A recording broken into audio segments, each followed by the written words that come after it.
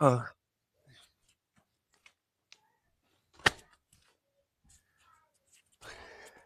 hey, team. I have a little bit of a confession to make. I have some unread books in my library. I don't know if you're the same way, but I spent some time this morning trying to put together, hey, what do I have that I haven't read that I might want to add to my summer reading list? I found maybe a little bit more than I had intended. But one of the questions I get asked quite a bit is, how do you decide what to read and what to get and what not to? And here's the deep, dark secret that maybe a lot of history lovers won't tell you. I don't always finish every book that I start. So let's talk a little bit about my unread and half read library.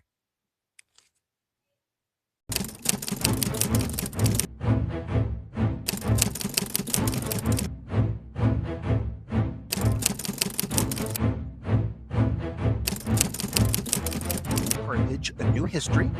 I am going to do a video on this one because I really did enjoy it and really think it's an example of an author who combines historical sources with archaeology and has a solid academic foundation, but it's still very much an accessible narrative history for readers. So, definitely my thoughts on that. But as I was considering what I wanted to read next, I said, well, I knew I had got some for summer reading, and I know I have some others I haven't read. So, let's take a look at it. And it was a little bit more than I thought it was. And it really got me thinking about what inspires me to get certain books, what inspires me to read certain books, and maybe what causes me to put some of them down or never pick them up. So I think the first place to start would be my graduate coursework. You're introduced to a lot of readings and a lot of new subject material that maybe you're not familiar with. And a lot of them has led me to other books, other sources, other areas of interest and other topics. I've got some great examples here. One of these is I was studying public history and I was studying sites and I was studying the site of the Sand Creek Massacre in Colorado. I came across a lot of references to Wounded Knee. I didn't know a lot about Wounded Knee, but this book, Bury My Heart at Wounded Knee, is largely acknowledged as one of the better single volume narrative histories about the subject. And it was one that I was led to directly by my coursework. And I have other examples of those as well sitting here when I'm looking at them. And I have other examples that came from my research. I also have examples that come from my interest. I think a great example of this is interest in the Middle Ages and medieval Europe and these royal families and these kings and queens and all the drama and all the treachery. And I read a lot of narrative history about the Middle Ages, particularly about the Plantagenets, some of the kings of England. And this is one I picked up. This is a biography on Henry III, not one of the more well known, at least in the United States, British kings, but this is volume 1 of 2. So you can see this book covers the rise and it covers the first half of his reign. It is very dense, it is very well researched, and it is incredibly well sourced. But this is an academic work, and quite frankly, it can be a little hard to get through. I have not finished this. Right? This isn't even the dramatic part of his life, you could say, where this king was it was the subject of the Barons' Revolt in England with Simon de Montfort. His son was King Edward I, who is not also known as King Edward the Longshanks, immortalized in the Mel Gibson movie Braveheart. And this is one I've always wanted to read, but it's quite frankly, even for me, a historian, very intimidating work to get through. I've started this one several times and I have yet to get through it, and it is still a goal of mine. But if you're like me, and I don't know if you are, sometimes your interests and kind of what you're into and the different time periods you're studying can change from time to time. And it's difficult for me to remain interested in the subject and in the time period long enough to actually finish this work with the reading time I have. Other books I pick up because I think they're going to be great and I end up putting them down for various reasons. One example is that recently I saw this at Barnes and Noble. This is about the aircraft carrier USS Intrepid in World War II. It ties into a lot of my history, my history interest, American history, maritime history, naval history, military history, and I thought it would be an absolutely fantastic read. as I started getting into it early on, I found several pretty basic factual errors that really turned me off toward finishing this. And it made me question the scholarship and the research and the quality control and the rest of it. And I found I just didn't have any appetite to continue. So this is one I unfortunately set down, and I don't really plan on picking back up again. Some other great examples are authors that I really like. I will pick up their works.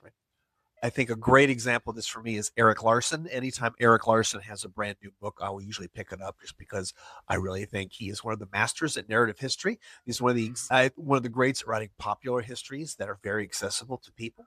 Another one of those is Rick Atkinson, and he wrote the famous trilogy on the U.S. Army during World War II that starts with an Army at Dawn. So the first volume kind of follows the U.S. Army in North Africa, and then a second one in Sicily and Italy, and then the final one in Europe, of course. And he also has started a series on the American Revolution. I have volume 1 and volume 2. That's what he's written. I have yet to read either one of these. I haven't got into an American Revolution phase where I've had the interest to pick these up. They're sitting on my shelf waiting to be read, and I am looking forward to reading them. Just I haven't got around to it. So I will buy authors that I know I've appreciated in the past and that I enjoy because I want to see their new work and their new scholarship. Rick Atkinson is definitely one of those people. And you can see right here, I've got the second volume, brand new, still has the sticker on it. I haven't read this one yet. Other things I pick up simply because, well, I was kind of interested in the subject of the time period at one time, and I went to Barnes and Noble and I found a bunch of stuff on it, and I then kind of drifted away from it, didn't finish anything. But I think a great example is Don Holloway's book, The Last Viking. This kind of ties into the Norman conquest of England and 1066 and the end of Anglo-Saxon England and maybe the formation of modern England, but I just haven't got around to reading this one. And there's several others that are like this that I was introduced to for my graduate reading. You saw the stacks in the beginning of this video. So my goal is to work my way through these. My goal originally was to do that this summer, but then this internship opportunity came up. And quite frankly, the research and the writing for that is consuming a lot of my spare time, about 25 hours a week, as a matter of fact, which really makes it difficult to film content for the channel and to read on my own for leisure history. But I'm continuing to do it. I want to continue to do it throughout the summer, and I want to continue to film content. But I wanted to kind of take a break and let you know, here's the mountain of stuff I have potentially that I can read and I can talk about. The question is, when will it come up in my reading? And I don't know if you're like me. I don't know if you're somebody that adds new books to your library when you still have plenty of new books that you haven't read yet. I am definitely one of those people. And I know you can see memes about them online. I totally fall into that category. Let me know if you do too in the comments and what your genres are, what your favorite authors are. Is there a brand new author that you'll pick up anything by them just because you've enjoyed them in the past? Are you like me? Are there certain subjects you've been really into and then you've kind of lost interest through and put some of the stuff down? Or are there any books that you started and that you ended up putting down for various reasons? One of the things that I really had to learn not to be afraid of was that if I'm just not into it, if there's something wrong with it or it doesn't feel right or I'm not enjoying it, it's okay to put it down. Maybe you'll come back to that. And I might look for some examples in my library books that I started and I couldn't finish and then came back to and really enjoyed. There are certainly examples like that. As you can see, we have a wide range of stuff that I might be talking about this summer. Anything from American history to the history of the ancient world to medieval Europe. Kind of verifies. I have books here on Route 66 on the Mother Road for some of the work I'm doing. I have books here on military history. I have all kinds of stuff. So I'm definitely looking forward to keep reading, trying to carve out time to do it. I hope the rest of you are making pace with your summer reading lists and you're finding time to read. Let me know in the comments what you're reading. I'm really excited. I always want to know what people are picking up. It's another way I really pick up neat stuff and great authors. So I'm looking forward to hearing what you have. I'll be back with the video soon on the book Carthage, A New History, which once again I thought was fantastic. And then I'll kind of decide where to go from there. All right. As always, thanks. Like and subscribe. I'm glad everyone's here, and I will talk to you later.